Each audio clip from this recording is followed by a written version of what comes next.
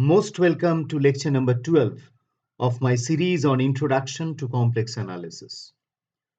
So far, we have discussed mainly about limit continuity and differentiability of functions of one complex variable. If you have not watched my previous lectures, the link is in the description below. In this video, we shall learn about complex line integration and the very famous Cauchy's theorem and its relaxation to Cauchy-Gauss theorem. As a prerequisite, we need firstly the Green's theorem in plane, which you can see on your screen. Let u and v be continuous functions of two real variables x and y and have continuous partial derivatives in a region R and its boundary C. Then integration of u dx plus v dy along this curve C is equal to double integration of del v del x minus del u del y dx dy over the region R. Now, we know that by a rectifiable curve, we mean a curve of finite length, and by a simple closed curve, we mean a closed curve which does not intersect itself.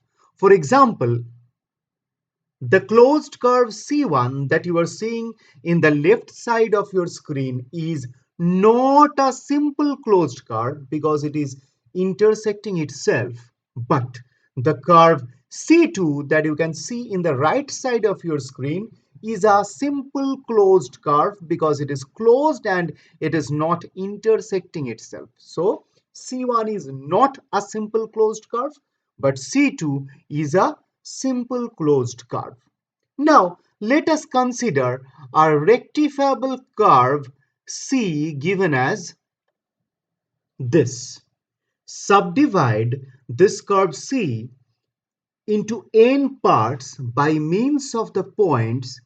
Say this is the point Z1, this point is Z2. In this way, this point is say Z3, and say somewhere this point is zk, this point may be zk plus 1, this point is zn minus 1, say this point is my zk minus 1. In this way, I have subdivided this curve into n parts, and let us assume that this a is z0, this b is Zn. And let us consider I have a function fz which is continuous on this C. That means continuous at each point on this curve C. Now, from each of these subparts, let us choose one point. Say from this subpart I am choosing a point xi1. From this subpart I am choosing a point xi2. In this way, from this subpart, I am choosing a point xi k plus 1. From this subpart, I am choosing a point say xi k. And in this way, from here, I am choosing a point xi n. So I'm choosing this part is completely arbitrary from each of these subparts, and I'm forming a sum that is I'm denoting by Sn, which is equal to summation k is equal to 1 to n f of xi k into zk minus zk minus 1. I am forming this sum. We can denote this term by delta zk also. Now, let the number of subdivisions increase in such a way that the largest of the chord lengths, that is this delta zk, approaches to 0. That is, let n tends to infinity such that mod of delta zk tends to 0. Then since this function fz is continuous, the sum Sn approaches to a limit which does not depend on the mode of subdivision, and we denote this limit as integration a to b fz dz, or we can call it as integration of fz dz along the curve C. Now, this integral is known as the complex line integral, or simply line integral of fz along the curve C, or the definite integral of fz from a to b along the curve C. In such a case, fz is said to be integrable along C. If fz is analytic at all points of a region R, and if C is a curve lying in R, then fz is continuous and therefore integrable along C. Now let this C be the boundary of a region R, as you can see in the right side of your screen.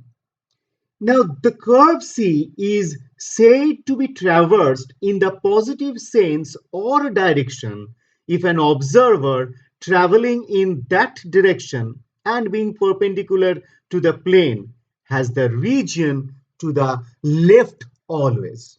That means for this particular curve C, when the region is as given here, the positive sense or direction will be like this. That means the counterclockwise direction, because then only the region will always be in left. We use the symbol integral with a small circle here along the curve C, fz dz, to denote integration of fz around the boundary C in the positive sense, as I have told you right now. The positive direction is the counterclockwise direction in this case. The integral around C is often called a contour integral. Now, we know that the z is written as x plus iy, where x and y both are real variables, and a function of a complex variable z, that is fz, is written as u of xy plus I into v of xy, where u and v are arbitrary function of two real variables x and y. Now, if we implement all these things, then this contour integral can be written as u of xy plus I into v of xy, and dz is dx plus I dy, because z is x plus iy. Now, if we separate the real and imaginary parts, then this can further be written as this. Now, let me call it equation number 1. Now, by Green's theorem, as stated above, we know that integration p dx plus q dy over the curve C is equal to double integration of del q del x minus del p del y dx dy over the region R, where p is a function of two variables xy and q is a function of two variables xy. So if we implement this Green's theorem on the two line integrals that you can see in equation number 1, we can understand that in the first line integral, this u is my p and this minus v is my q. And in the second line integral, this v is my p and this uxy is my q. Therefore, if we implement Green's theorem on this equation 1, what do we get? We get this. I have just written the Green's theorem for equation number 1 for the two contour integrals as they are appearing on your screen. Now, if we assume that my function fz is continuous on and within the curve C, which you can see is a simple closed curve, then let us see what we get. We know that if the function is analytic on and inside this curve C, then the function will satisfy Cauchy-Riemann equations on and inside this curve C. That is, on and inside C, del u del x is equal to del v del y, and del u del y is equals to minus del v del x. That means if we implement this Cauchy-Riemann equations on this equation number say 2, then what do we get? We get integration along C fz dz is equal to, can you identify what we will get? Absolutely correct. We will get this equal to 0 because you can see here that by Cauchy-Riemann equations, this del v xy del x can be written as minus del u del y. So this minus and this minus will make it plus, and the two will get cancelled as a result. Similarly, here in place of del u of xy del x can be written as by Cauchy-Riemann equations del v del y. So the two will again get cancelled. So everything will get cancelled and we will get 0.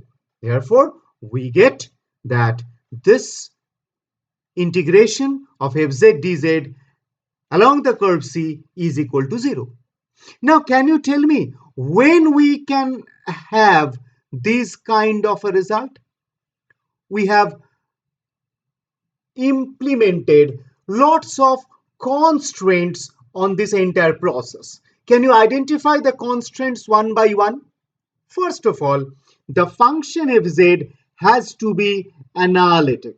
This is one constraint. Second constraint, we have used Green's theorem here. Now, Green's theorem requires that your function should possess continuous partial derivatives, or the derivative of this function fz has to be continuous. That means this requires continuity of the derivative of fz, that is f prime z. And thirdly, my curve C, as you can see here, is a simple closed curve. Is a simple closed curve. That means these three things if happen, then we can say that the value of this kind of a contour integration will be equal to 0. Now, if we summarize these things, we can write that if fz is analytic with derivative f prime z continuous at all points inside and on a simple closed curve C, then integration along that curve C fz dz will be equal to 0. Now, this is known as the famous Cauchy's theorem. And you will see that this will make our life very, very simple while solving lots of problems.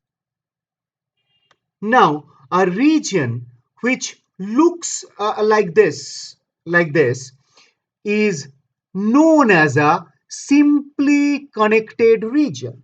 That means a region in which every simple closed curve can be shrunk to a point without leaving the region is known as a simply connected region. So, another version of this Cauchy's theorem can be if fz is analytic with derivative f prime z continuous at all points of a simple closed curve in a simply connected region, then integration along this curve C f z dz will be equal to 0. So that can be another version of this Cauchy's theorem in terms of simply connected regions. Now I will tell about simply connected regions and multiply connected region in more detail in my next lecture. So now this is Cauchy's theorem, and it requires three conditions.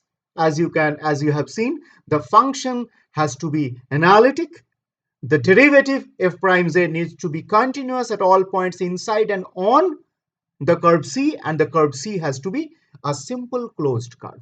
Now, by some beautiful calculations, the restrictions that is imposed here can be relaxed a bit. One restriction, that is the derivative f prime z needs to be continuous, can further be relaxed, and we can get another theorem known as the famous Cauchy-Gauss-Sat theorem. If fz is analytic on and inside a simple closed curve C, then integration along C fz dz is equal to 0. Integral along C fz dz is equal to 0. Now you can see Cauchy-Gauss-Sat theorem is just a relaxation of Cauchy's theorem, where the constraint in Cauchy's theorem that f prime z needs to be continuous at all points inside and on the simple closed curve C has been removed. So this Cauchy-Gauss-Sat theorem version is more convenient to work with.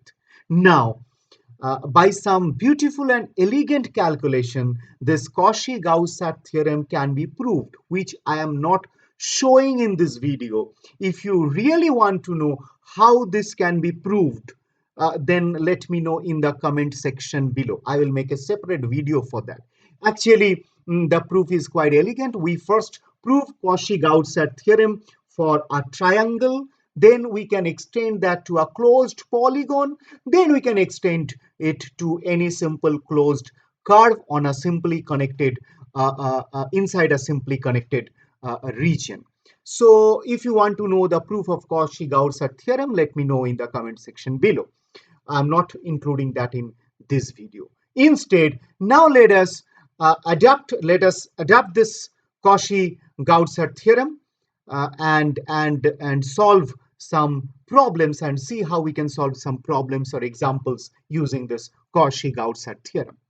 Let us see some examples. The first one is evaluate integration along the curve C z square plus 1 divided by z minus 2 into z plus 4, where the C is given by mod z equals to 1. Now, can you tell me what is this curve mod z equals to 1? Yes, this is a circle centered at origin and radius 1. Now, here this is my function fz.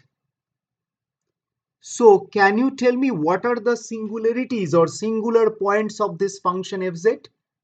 So, clearly, the singular points of this function fz are z equals to plus 2 and z equals to minus 4, both of which lies in the outer region of the given C. So hence we can conclude that on and within this curve C, the function fz as given is analytic, and hence by Cauchy-Gauss-Sat theorem as stated above, we can conclude that the value of this integral is equal to 0. So we can write hence by Cauchy-Gauss-Sat theorem, the given integration is equal to 0. I forgot to mention, which is kind of visible here, that the curve C is also a simple closed curve. Hence, both the criterion for Cauchy-Gauss-Sat theorem are met. That is, a given curve is a simple closed curve and the function is analytic on and inside the simple closed curve C.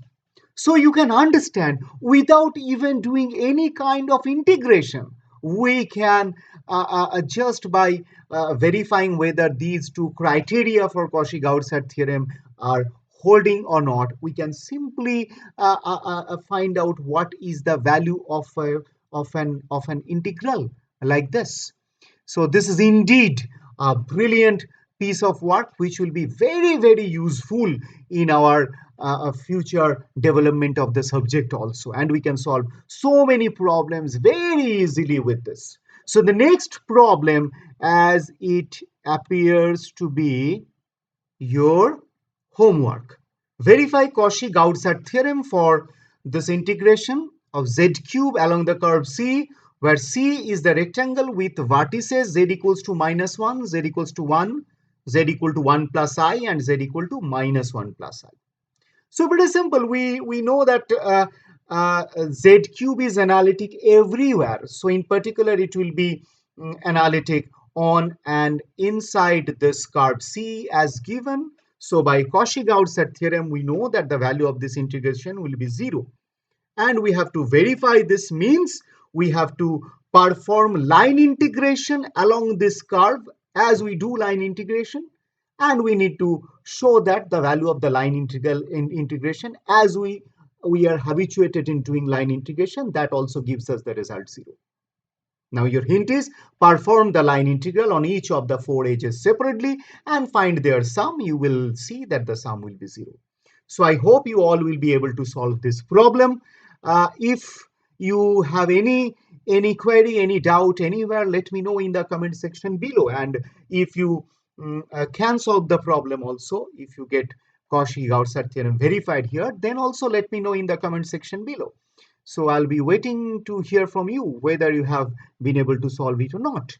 Now in the next video, I will extend this Cauchy-Gauss theorem, which I discussed here on a simply connected region. I will extend that to multiply connected regions, and I will tell you some fascinating consequences which will lead to some beautiful results, and Cauchy's integral formula, which is very, very useful and important for our study. So that's it for this video. Take care. See you again in the next video.